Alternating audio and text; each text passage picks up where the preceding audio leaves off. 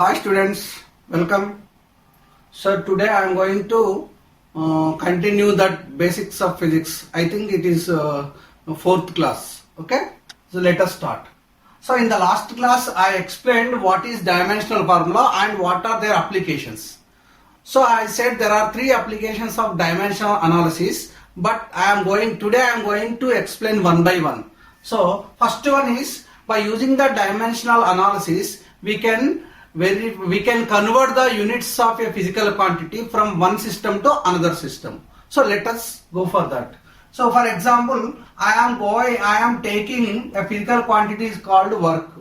So work dimensional formula is m L square T power minus 2. So it is already derived in the last class.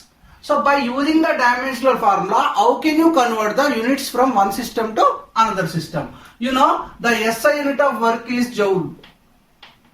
It is also called joule. The CGS unit is erg. So SI unit is joule, CGS unit of work is joule. Then how many joules can make one erg? How many ergs can make one joule? We are going to convert by using these dimensional methods. So first, by using the dimensional formula, I want to write the SI unit of this. This is also SI unit, there is no doubt. But if you use the dimensional formula, mass is measured in kilograms, length is measured in meters and square is there. So second power minus 2. This is the SI unit of work if you write in terms of the fundamental quantities. It is also considered as 1 joule.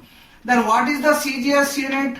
Mass is measured in kilogram, centimeter square and time is measured in seconds. So it is. So 1 joule is equal to 1 kilogram meter square per seconds. 1 erg is equal to gram centimeter square per seconds. So you know this. Once you know this SI unit and CGS unit of dimension work, so you can convert it. How can you convert? First you write 1 joule is equal to 1 kilogram meter square per second square. So I am writing 1 joule value here. After that I want to convert kilograms into grams. So you know it is 1 kilogram equal to 10 power 3 grams. 1 meter value is what? 100 centimeters. I am writing this meter value as 100 centimeter, but meter is having square, so I am writing square here. So second power minus 2, in both cases it is second power minus, so we need not to convert it. So once you get it, if you observe this carefully, this is 10 power 3, this is 10 power 2, 2 are 10 power 4, 4 plus 3, 10 power 7 grams centimeter square per second square. Then if you observe this 10 power 7 you already there, but 1 gram per centimeter per second square is also called erg.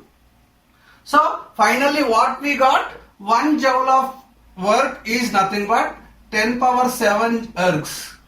So this is the conversion of SI unit of work into CGS unit. It is also written as 1 erg is equal to 10 power minus 7 joules, reverse. So if you bring one erg is here only, 10 power 7 if it becomes 10 power minus 7 joules. So we converted SI unit into CGS unit, CGS unit into SI unit. But how? By using the dimensional method. So that's why we can say that by using the dimensional formula we can convert the units of physical quantity from one system to another system. This is over. So once this is completed, now we can go for the second application of dimensional formula. So I am clearing this. So what is the second application? You know, according to second application, by using the dimensional analysis we can verify the correctness of the equation. So what is this meaning? So you know, according to principle of homogeneity, if you consider an equation, every term in the equation should have the same dimensional formula.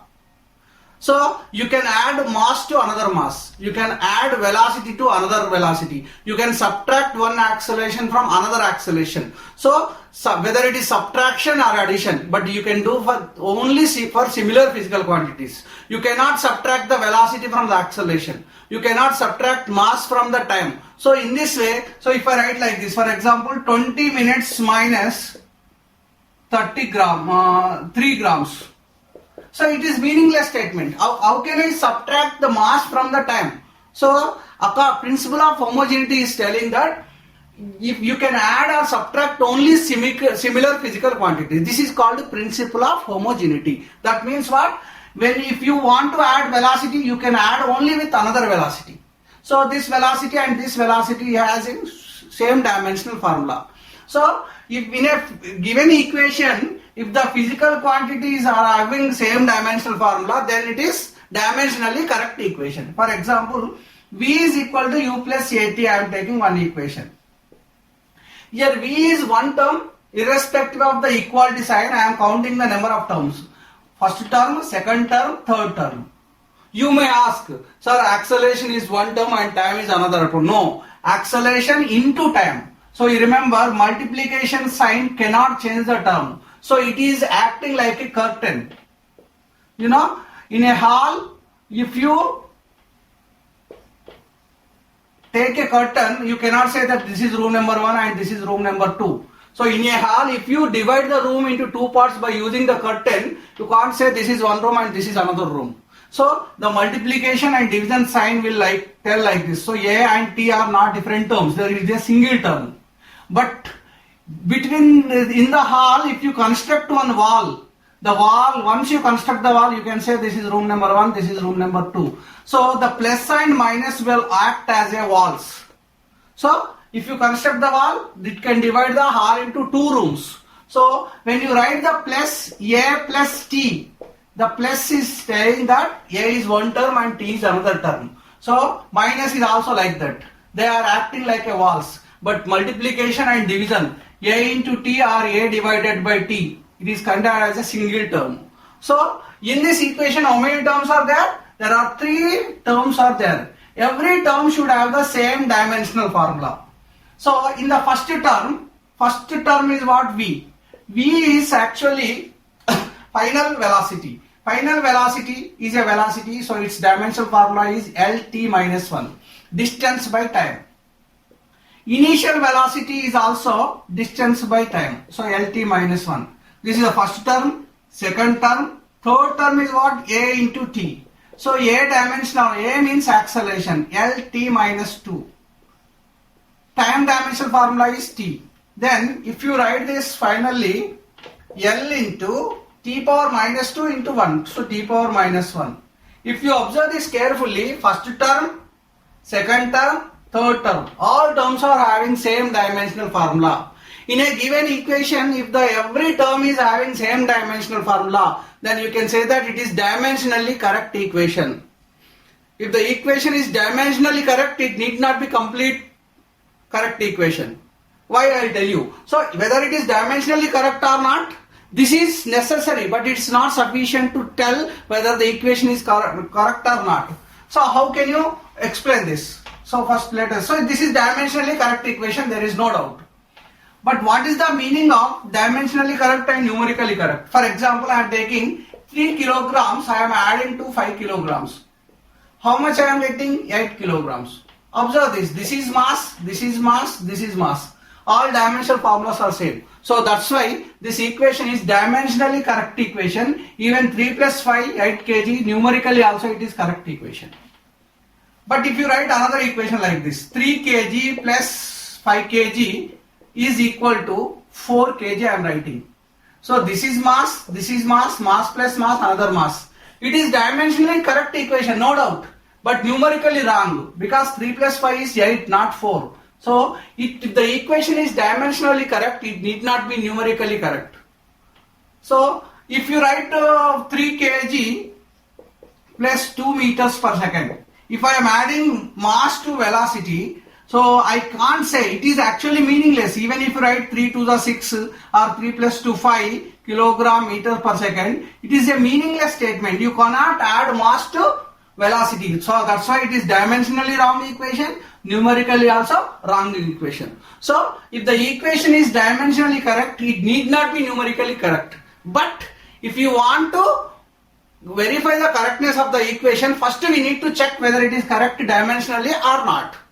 So that's why this dimensional analysis is used to find the correctness of verify the correctness of the equations. Once you understand this, now we go for third use of dimensional analysis. Find the correct relation between the given physical quantities. So for example, I am saying, I am giving one statement. By using that statement, you can find the relation. For example, I am saying time period of the simple pendulum is depending on the length and acceleration due to gravity. I am giving that statement. Time period of the simple pendulum is depends on the length of the pendulum and acceleration due to gravity at that particular place where you are doing the experiment. So actual formula is what? Time period formula T into 2 pi by L by G. This is the formula. So observe this. For example, this 2 pi is constant. For example, you don't know this equation, but still you can find by using the dimensional formula, still you can find the correct relation between them. The correct relation between the time, length and G value is this. This is square root means what? L to the power of 1 by 2. This G also is in the under root. So G power 1 by 2. So if you get the equation, so you can write this equation another way. L to the power of 1 by 2, G to the power of minus 1 by 2. So time period is depending on length and G value such a way that their dimensions are 1 by 2 and minus 1 by 2. When you are writing the dimensional formula, the power of the physical quantities are called dimensions. Finding the correct powers is nothing but finding the correct relation. So, for example, you don't know this 1 by 2 and minus 1 by 2. I am saying time period of the simple pendulum is directly depending on the length of the pendulum and the acceleration due to gravity. But which is correct? So, even if you write this is also depending, even if you write L square by G, in this formula is how time period is depending on length and G value. So in this formula also length L cube and G power 2. Here also if you write blindly, here also time period is depending on length and G value. But which is the correct equation you don't know. Finding the proper powers is nothing but finding the correct relation between the physical quantities. 3 physical quantities are given. We are finding the correct relation. How can you find out? It's very simple. Let time period is depending on these two. So left hand side you take time period is here. Right hand side you take L to the power of A, G to the power of B. We don't know what are the powers of L and G. So let us take A and B are the powers. Then you write the dimensional formula of power, time. Time dimensional formula is what? M0, L0, T power 1. So length dimensional formula is M0, L power 1, T power 0 because it is independent of mass and time. Now G dimensional formula, G means acceleration due to gravity. It is M0 L T power minus 2 to the power of B. This is to the power of A. Now you write this is M power 0 L power 0 T power 1. You write as it is. Then M power 0 into A, M power 0. M power 0 into B, 0. So 0 plus 0. So M power 0 you will get. Next L power 1 into A, L power A. L power B, so A plus B we can write, into T to the power of 0 into A, 0, but this is minus 2 into B, so minus 2B. So once you get this equation, see, left hand side you have MLTs, right hand side also MLTs. So here M power 0, so you can cancel this. L power 0, L power A plus B. So finally you can write as the L powers are same left hand side and both right hand side, you can write A plus B is equal to 0. So if you see the T powers, left hand side 1, right hand side minus 2B. So minus 2B is equal to 1. So you can write B is equal to minus 1 by 2. So if you substitute B value here, you will get A value, if you B value minus 1 by 2, if you substitute A value, you will get plus 1 by 2. So you got A value and B value. But initially what we took the equation is T equal to L power A, G power B. Then I got L power A as 1 by 2. G power B as minus 1 by 2. Then I can write this equation in one way. L power 1 by 2, G power plus 1 by 2. Finally you can write L by G. 1 by 2, 1 by 2 means under root. So I got T is equal to L by under root L by G. This 2 pi is actual formula for time period is what? Time period is equal to 2 pi L by G. When you are using the dimensional analysis, we can find the only relation between the physical quantities, but we cannot find the constant here. So anyway, I found the correct relation between the time period, length of the pendulum and G value. I hope it's clear for you. So in the next class, I will continue. Thank you for watching.